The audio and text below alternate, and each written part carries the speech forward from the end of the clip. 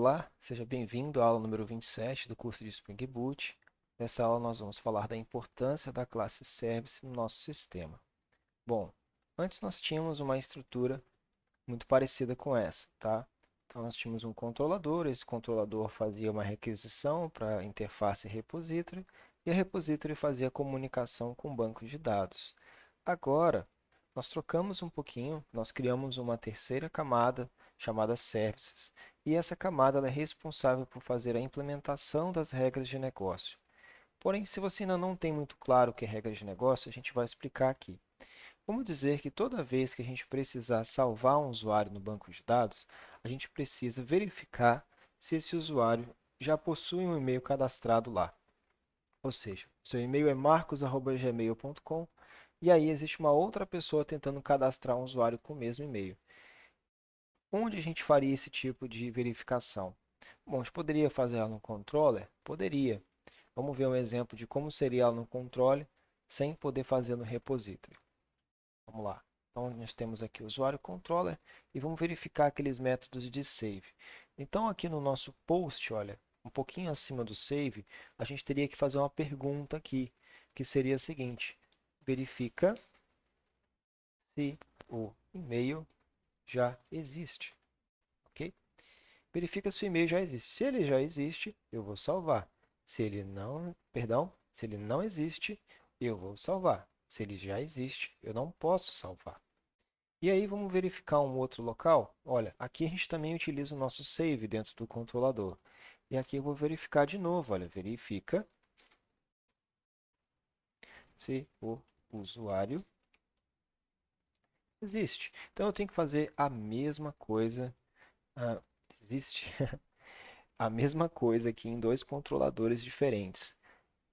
E se por acaso algum outro usuário ou algum outro programador vir aqui e precisar criar um outro método onde ele vai utilizar o save? Ele vai ter que fazer essa outra verificação. E aí eu pergunto de novo, e se for necessário ter outras verificações antes de salvar? Eu vou ter que fazer isso em todos os controladores? É para isso que existe a nossa classe Service. E aí a gente já implementou ela aqui na aula passada, e dentro da nossa classe Service é que vão ser criados os nossos métodos. Eu nomeei os métodos da mesma forma que o repository costuma nomear os deles, tá vendo? Então, o meu método aqui dentro do meu usuário Service se chama Save, e o método do usuário repository se chama Save. Mas eu poderia chamar de salvar, sem problema nenhum, tá? Sem problema nenhum. Vou deixar Save por enquanto. Muito bem. Mas aí, a forma como ele está aqui, olha, ele ainda não está fazendo ou executando nenhuma regra de negócio. A única coisa que eu faço quando eu chamo o método, vamos ver aqui, find all dentro do meu usuário service, deixa eu apertar um Ctrl aqui, a gente vai para o find all, é redirecionar ele para o usuário repository, tá? Então a gente só escreveu mais código aqui por enquanto.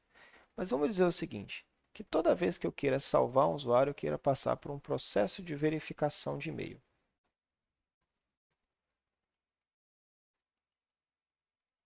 Tá? E aí, eu não vou me preocupar mais aqui no meu controlador de toda vez que eu der um ponto save, de ter que fazer essa conferência aqui, olha. Então, o próximo programador que escrever o teu código, ele não vai ter que ficar sabendo as regras de negócio que já foram até tratadas no sistema. Então, pessoal, essa é a importância da classe Service. Eu estou deixando um tempinho a mais nesse, ou criando uma aula a mais nesse sentido, justamente para vocês entenderem que essa parte aqui, essa segunda camada, ela tem sim a sua importância e ela é extremamente considerada nos padrões de projeto Java Spring Boot, tá? Na próxima aula nós vamos criar aqui uma verificação da existência do e-mail. Muito obrigado, até lá.